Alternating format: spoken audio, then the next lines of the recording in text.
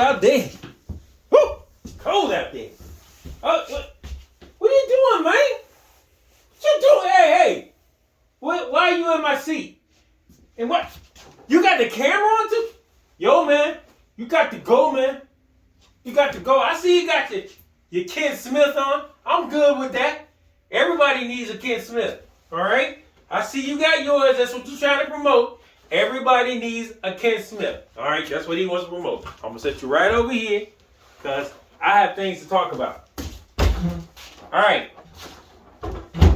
First of all, shut the cock out, folks. What's happening? John Lee Line, Homo Depot. All right, so, man, it's cold in here. I want to take a minute, first of all, and say I love you guys with all my heart, all my soul, all my mind. I got that out of the way. And I'm always praying for you. All right, so listen. In the late 80s, early 90s, I started seeing this bass. And it had a voice. And I didn't understand the voice. But it was some people around me that became my friends. And a lot of people say, oh yeah, me and him friends.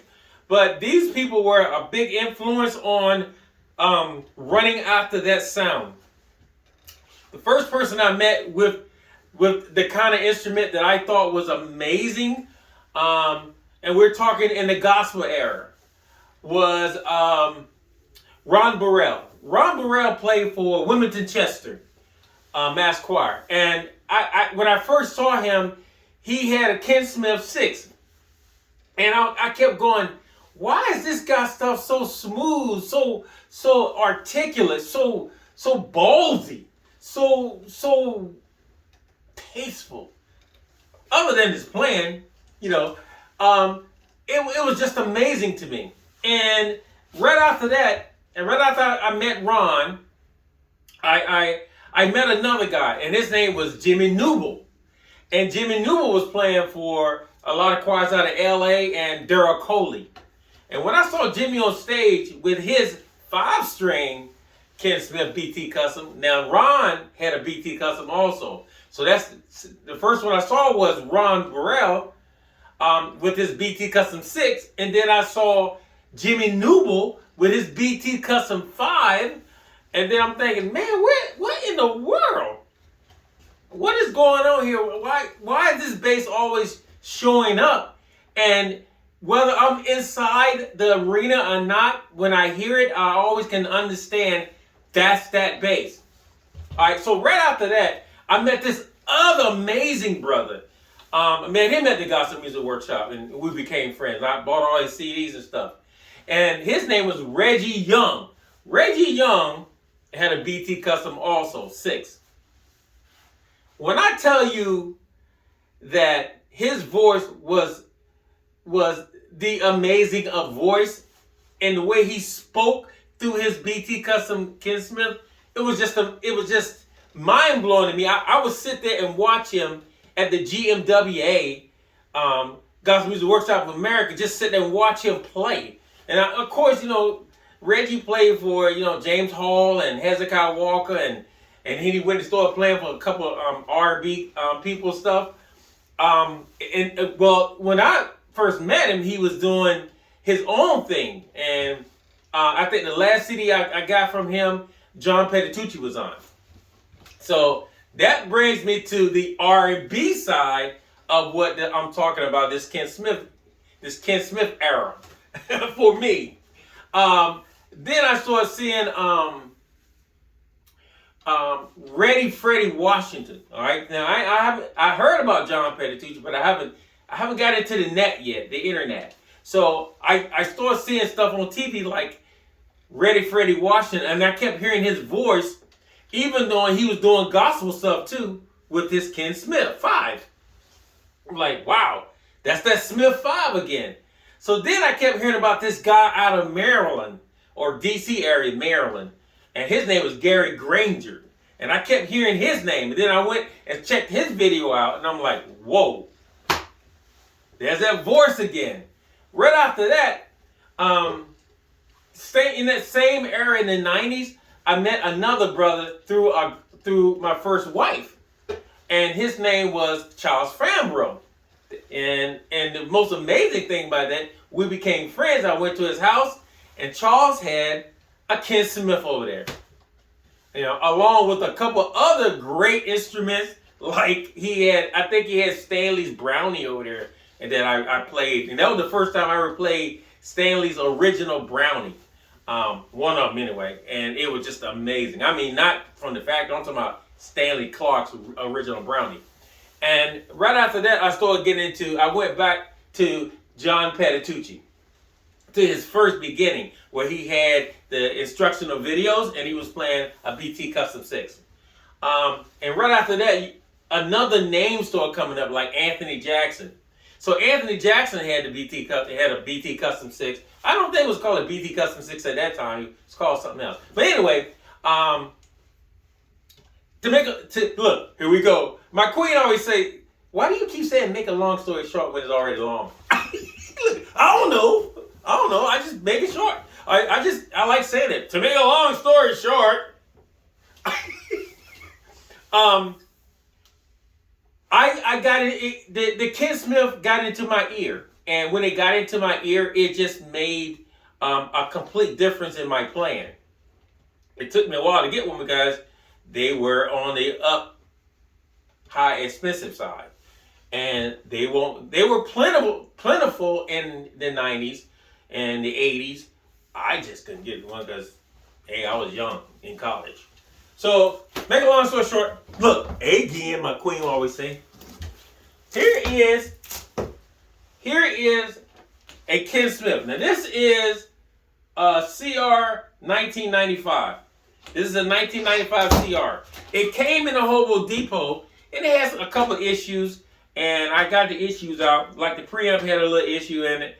And if you can tell, guys, I don't know if you can tell or not, but there is inlays in it. So there are snowflake inlays in the neck, and also the gentleman's name. Those inlays are engraved. They are engraved. They're not stick-on. They are engraved. So this bass is absolutely beautiful. You know, it's been here for a little bit, and you know, I hate to come out here and put my hands on it because I know once I put my hands on it, I want to keep it. Okay, anyway. All right, so I'm gonna go ahead and try, tune it up because you guys got perfect pitch, and you the first one to start screaming, dude, are you for real? You gonna play that out of tune? Now, this is a customer's bass. This is not my bass. I do own a couple of Smiths, and all the Smiths I own except for one are vintage Smiths. When I say vintage, I mean 80s and early 90s. Nothing in 2000, except for one. I have one, and that's a single cut. And when I tell you about the voice on that bass, it's unbelievable. When I tell you unbelievable, okay, you need to believe that. It's unbelievable. And I'm going to say this because a lot of guys don't understand when I say this, what that means. I am a big black headstock kind of guy. That's what I am. If the headstock is big and black, that's the kind of basses I want. That's the Smiths I want. Now, let's check out what I'm coming through. You can't really see it, but it's on the floor. This is a SWR Redhead. Now, back in the day, that was the amp to go to. If you want to hear what you want to hear, you get the Redhead. And the Redhead was a voice, to me, was an amazing voice for the Ken Smith. Sorry, I had to get up and get this right. I even read somewhere that Marcus Miller owned a Ken Smith.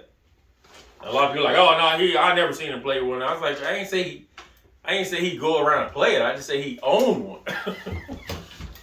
And that's good.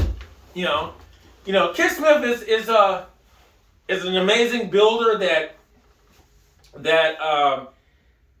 came into the race and actually won the race before he even took off. If that make any sense. Look, won the race before he took off. Now, let's turn it on. With the SWR Redhead, you have a speaker on and speaker off. I should have came here early and turned it on, let it warm up a little bit, but I didn't do it. So since it's on, the blue light is on, and now we turn on the speaker. All right. Now with this bass, everybody knows that the Ken Smith have what they call an active and passive. I am now in the active mode on the amp. There's an active mode and a passive mode on the SWR Redhead. I'm in the passive mode. All right, I should go into, no, I'm in the active mode. Woo! Okay, so what I want to do now is, let me tell you about the Ken Smith, because a lot of guys never had a Ken Smith and don't know the true meaning of what it is called a textured voice, a textured voice. So to me, that's what a Ken Smith is to me, a signature textured voice. Oh, I need to write that down. I got a pen somewhere. A signature textured voice. Woo!